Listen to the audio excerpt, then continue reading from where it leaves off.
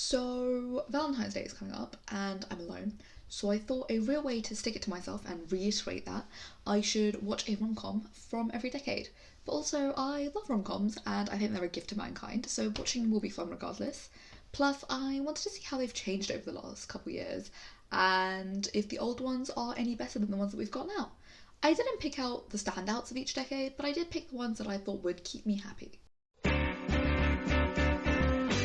I started in the 1930s with Bringing Up Baby because I really couldn't find one I actually wanted to watch in the 1920s. So this one's about a paleontologist who falls in love with a wealthy woman who is fond of animals, including her pet leopard named Baby.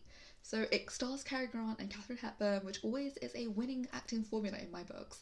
And this movie is really sweet. It's about Katharine Hepburn falling for Grant's character and stopping him in many ways from reuniting with his fiancée and instead to stay with her.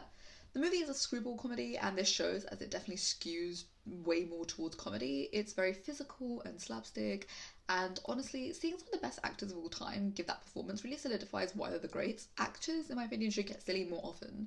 I wouldn't say it's my favourite, and it's kind of easy to see why this flopped on release in 1938, but it's an entertaining film to watch in the middle of a Sunday afternoon nonetheless. Then I watched Adam's Rib, and I kind of regret it. It's really not a romantic comedy as it is a comedy with romance in it, which is something that's popular with the earlier rom-coms. They definitely focus more on being actually funny, and I think they lean on this because I genuinely feel like the productions have way more confidence in their leads to have more chemistry than they would have nowadays, so the romance would always be there regardless of what they were writing in the movie.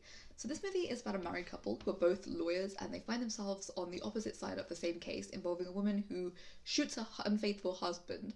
Katharine Hepburn is defending the woman shooting her husband, whilst Spencer Tracy prosecutes. The film explores themes of gender roles, marital relationships, and the American legal system. It's fun seeing Hepburn and Tracy really play off each other. Their chemistry is obviously quite real, them being married and all. But whilst rare, I love seeing couples in rom-coms who are already together, and it's about the romance of the relationship and not just about the couple getting together. This film also has way more plot than I expected. They spend a lot of time at court actually fighting politics and drumming up humour in a way that's refreshing in comparison to rom-coms, which kind of now neglect some of the heart and comedy of films that this genre should really have.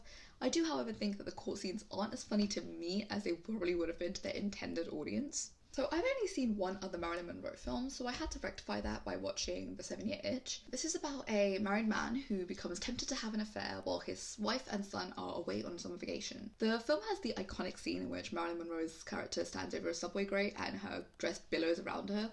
And again, this is a very fun movie which leans towards comedy before romance. The performances in this are so good, comedic timing is just so important. Also, it's always so fascinating to watch a film and be like, wow, this is such a part of film history itself. It's goofy and colourful and definitely a little creepy in the 1950s kind of way. Watching these old movies do have me falling in love with old set design. I think we need to bring back the obvious warmth and charm of stage studios. I don't care if it looks fake, it looks brilliant and can be dressed up with way more character than some of these on-location set pieces these days. So I think we should bring back colour and vigour to cinema, more practicality to film really. And if we're talking about colour, Bye Bye Birdie really knows what it's doing. It's so vibrant and loud in a way that only a movie about Elvis could be. I honestly wouldn't have picked up that this movie was about Elvis without having seen the new 2022 Baz Luhrmann films, but I'm glad that I did. It made me realise how large and bright you really need to be to capture Elvis's image. The film is a little bit overbloated and kind of overstays its welcome in my opinion, but the tunes in this film are so much fun, and Bye Bye Birdie itself is such a good song. The premise of this film is that a popular rock and roll singer here, named Birdie, playing our Elvis surrogate, is drafted into the army, and his agent stages a publicity event where he will give a goodbye kiss to one lucky fan selected by a high school contest. This obviously did kind of happen so because Elvis kissed some fans, but it puts an interesting twist on reality. But I do wish this film was just a little bit tighter so that it could be a bit more enjoyable, simply because it looks so good and it feels fun, but it just overstays its welcome, honestly. I only realised as I was writing the bringing up baby part of this video that this movie, What's Up Doc, has the same premise. And then I looked up the movie and found out that What's Up Doc is literally an homage to that film. The more you know. I do look like a bit of a fool watching the same movie twice for the same video, and not realising that until days later though. But it does allow me to compare them directly. This movie is somehow more and less kooky than Bringing Up Baby. I also found it interesting learning that both Katharine Hepburn and Barbara Streisand in this movie were both so awkward in their comedic roles that they were kind of just following their orders from their directors, even though they kind of steal the show in both of the films. So this film is about Dr. Howard Bannister, a musicologist who has travelled to San Francisco, and he runs into the charming trouble magnate Judy Maxwell, and trouble ensues when she starts to pursue him. The movie is spent chasing after the MacGuffin in this, which is a bag of rocks, which in my opinion is a little bit less exciting than a leopard in Bringing Up Baby. This film is also a little raunchier, but overall perhaps not for me. But this is the first time I've seen Barbara Streisand in anything, so cheers to that, I guess. Then I watched Moonstruck, about a young Italian-American woman named Loretta, and yes, being Italian-American is so important to this film that I have to tell you. And she becomes engaged to a man named Johnny, but falls in love with his estranged brother, Ronnie, which is funny that their names right. So Cher won an Oscar for this performance, which is crazy, not because she's not good in this movie, but because it's a romantic comedy film, and the Academy hates that. Also, Nicolas Cage is really sexy in this film. The movie is really all about love in all of its forms, and it's just so charming altogether. I think it's right around here that romantic comedies start embracing romance a bit more, a little less on the comedy and more on passion. There's a real electricity between the romantic leads, which is much more because of the situation that they put in here. The writing engages with romantic scenes rather than the leads just being endearing and delightful amidst a funny spectacle like the films from before. Overall, the film's depiction of love and infidelity is sort of so raw that it really sweeps you right up into Cher's arms. All hell, Nora Ephron. So next I watched Sleepless in Seattle, and this is about Sam, a recently widowed man who moves to Seattle with his son Jonah, who calls into a radio show and talks to the host about his father's loneliness, which leads to loads of people kind of writing to Sam. Meanwhile, a reporter named Annie falls in love with Sam when she hears Jonah's story on the radio and sets out to meet him in Seattle. So one thing about a Nora Ephron movie is that the scenes with the romantic leads' friends are always going to be so interesting. They add dimension to a character in a way that many rom-coms forget.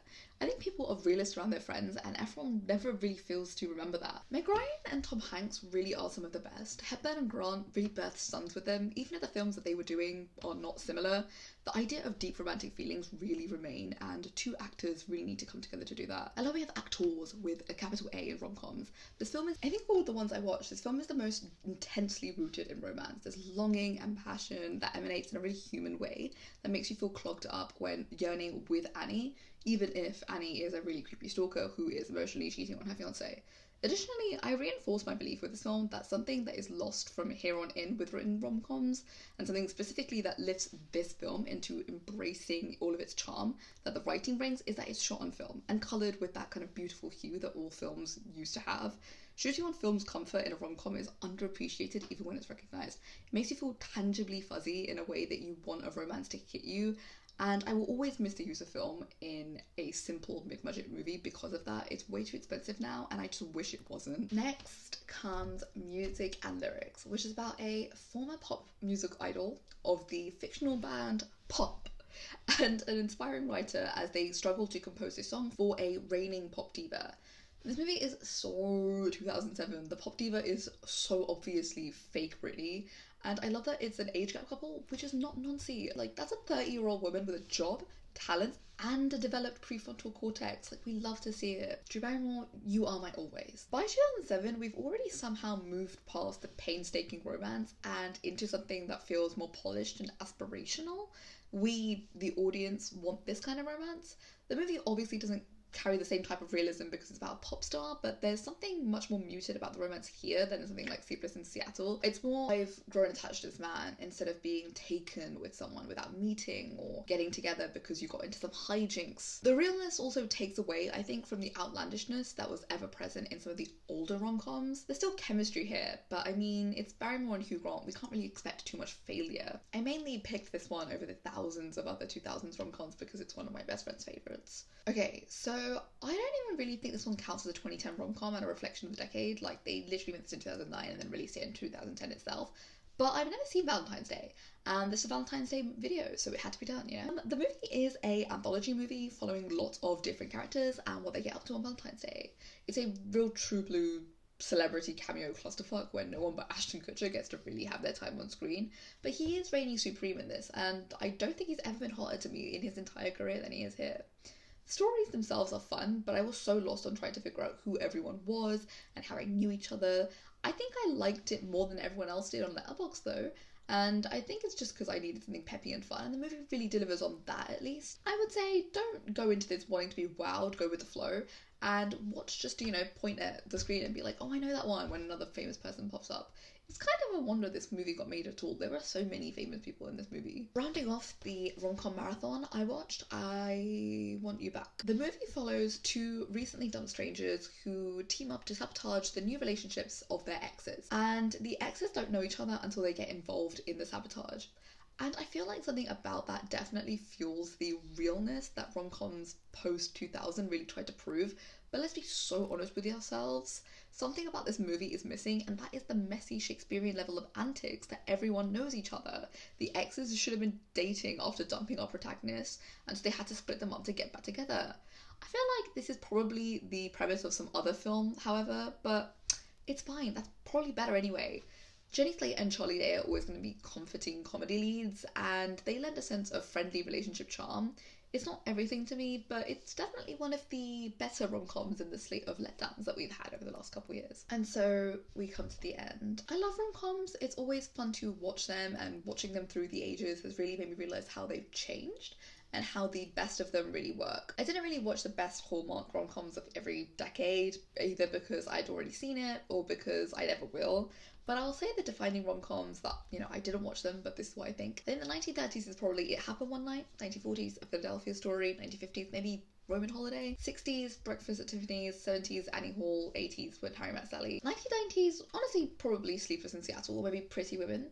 2000s, I don't really have a definitive answer because I think it's the much more subjective decade for rom-coms, and 2010s, To All the Boys I Loved Before. And I think we're just gonna have to see about the 2020s. But the ones I did pick really helped me round out the way I watch and understand the genre, I think. I think when rom-com films take themselves too seriously, they become romantic dramas, which kind of run away from themselves. Or if they're too comedic, they become screwballs, or whatever nonsense Judd Apatow makes. They have to be brimming with heart and passion whilst also balancing the lighter tone. One that makes us feel like we're along for the ride with a protagonist, like the friends on the side of a Nora Ephron film. I think they need to be simple to watch, with clear dialogue lodged with love, really.